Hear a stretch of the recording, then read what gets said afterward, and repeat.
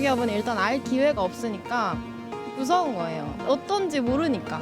급여가 조금 덜 받는 게 아닌가. 솔직히 다 먹고 살자고 하는 일이잖아요. 취업이 하늘의 별 따기라는 시대. 하지만 올 상반기에 목표로 한 채용 인원을 채운 회사는 10곳 중 3곳에 불과합니다. 나머지 7곳은 뽑고 싶어도 뽑지 못했다는 건데요. 취준생들은 갈 곳이 없다는데 왜 기업들은 사람이 없다고 하소연하는 걸까요? 길 위에서 답을 찾아보겠습니다. 이곳은 해외 취업 박람회장입니다. 이곳에 모인 구직자들의 이야기를 한번 들어보겠습니다.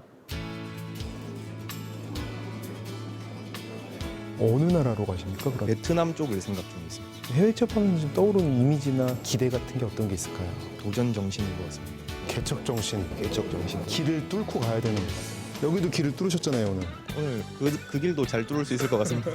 국내 중소기업 3곳 중 2곳은 구인난에 시달리는데 해외 취업자 수는 5년 새 3배 이상 늘었습니다. 중소기업 같은 경우에는 워라밸이라 해야 되나요? 그런 걸 할 수가 없고 돈은 적고 복지도 없고 하는 일 많고. 근데 인도네시아 취업한다고 해서 돈을 또 많이 주는 것도 아니지 않아요? 그렇지만 또 거기 사는 환경이 워낙 뭐 물가도 싸고 그런 점이 존재하는 경우도 있으니까 거기서는 또 그렇게 비용 충당이 적게 되고. 그렇다면 중소기업들 사정은 어떨까요? 이곳은 젊은 직원들을 구하지 못해서 어려움을 겪고 있다고 하는데요. 한번 직원분들 만나보겠습니다. 올해 나이를 좀 여쭤봐도 괜찮을까요? 둘입니다. 쉬운 둘입니다. 52살이세요? 네, 근데 막내세요? 네. 그럼 평균 연령이 대략 어느 정도 되나요? 그럼? 한 55세입니다. 55세. 55세. 네. 1차 산업이 3D 업종이다 보니까 참 기피하는 현상이 많습니다. 나 후배가 오면 이렇게 해주고 싶다. 대포 아니면 막걸리 아니면 막걸리. 소주. 소주 막걸리. 예. 중소기업 구인난 얼마나 심각할까요? 올해 중소기업 현장에서 부족한 인력은 27만 명에 달합니다. 대기업은 전체 기업의 0.1%에 불과하고 절대 다수인 99.9%가 중소기업인데 청년들이 기피하다 보니 만성 인력 부족에 시달리는 겁니다. 그런데 이와 관련해 최근 주목할 만한 연구 결과가 발표됐습니다. 구직자들이 생각하는 좋은 직장의 첫 번째 조건이 근로 장소와 근로 시간이라는 건데요. 가장 중요하게 여길 것 같은 급여 수준은 2위로 밀렸고 조직 문화가 3위에 올랐습니다. 돈을 많이 버는 것보다 어디서 어떻게 일하느냐가 더 중요해졌다는 건데요. 이렇게 높아진 구직자들의 눈높이에 맞춰 기업도 달라지고 있습니다. 이곳은 스타트업 채용 박람회 현장인데요. 한번 둘러보겠습니다.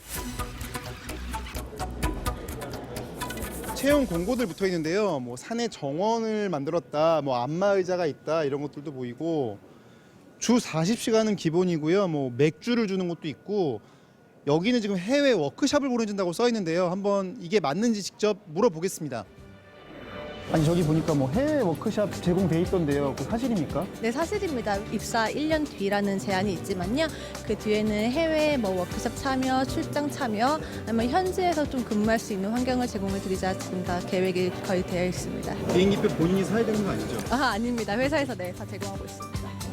높아진 눈높이에 맞춰 변화하고 있는 기업들.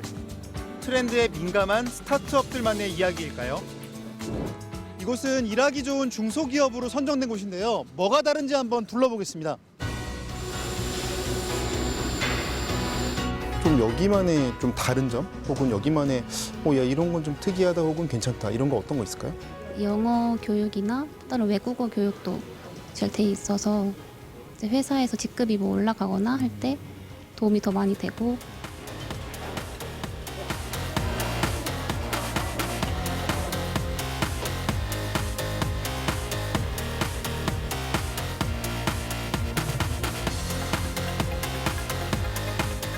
솔직하게 뭐 이런 거 그냥 내가 느끼기에 이런 거는 좀 괜찮은 것 같다.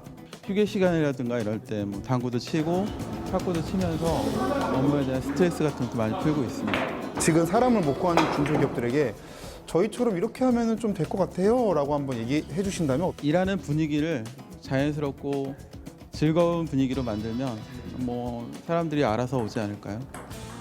이곳뿐 아니라 인천의 한 제조업체는 특색 있는 구인 광고로 2명 모집에 1,500여 명의 지원자가 몰려 화제가 되기도 했습니다. 하지만 이런 복지도 유연한 기업 문화도 결국 안정적인 수익 구조가 뒷받침되어야 가능한데 오히려 중소기업들의 살림은 점점 나빠지고 있습니다. 중소기업들이 열악한 환경에서 복지 혜택이라든가 대기업하고 너무 차이가 난다고 그러는데 그것이 결국 중소기업의 현실이에요. 우리가 많은 이익을 창출한다 그러면 그 돈 어디다 쓰겠어요? 직원들하고 같이 공유하는 거고 같이 사는 거지. 곳간에서 인심도 난다는데 중소기업 곳간은 점점 비고 있습니다. 5년 전만 해도 중소제조업의 영업이익률이 대기업보다 1%포인트 더 높았습니다. 그런데 지금은 이렇게 크게 역전이 됐습니다. 대기업이 2배 가까이 높죠. 그렇다 보니 상위 0.1%의 대기업이 전체 기업 이익의 절반 넘게 독식을 합니다. 나머지 99.9%가 남은 몫을 놓고 추별 경쟁을 하고 있는 거죠. 대기업 신입사원 평균 연봉은 4천만 원, 중소기업은 2,700만 원에 그치고 있는 이유입니다. 이 때문에 대기업 이익을 중소기업에 나누자는 협력 이익 공유제가 국정과제로도 제시됐지만 재계의 반발 속에 논의는 지지부진한 상황입니다. 결국 산업 구조를 뜯어고치는 고민 없이는 청년과 중소기업 서로 만날 수 없는 평행선을 그릴 수밖에 없습니다. 청년들이 눈만 높아졌다고 말씀하시는 분들도 있습니다. 그런데 왜 눈이 높아졌는지는 한번 생각해 보셨나요? 모두가 눈이 높아졌다면 그건 눈만 높은 게 아니라 시대가 바뀐 걸 겁니다. 로드맨이었습니다.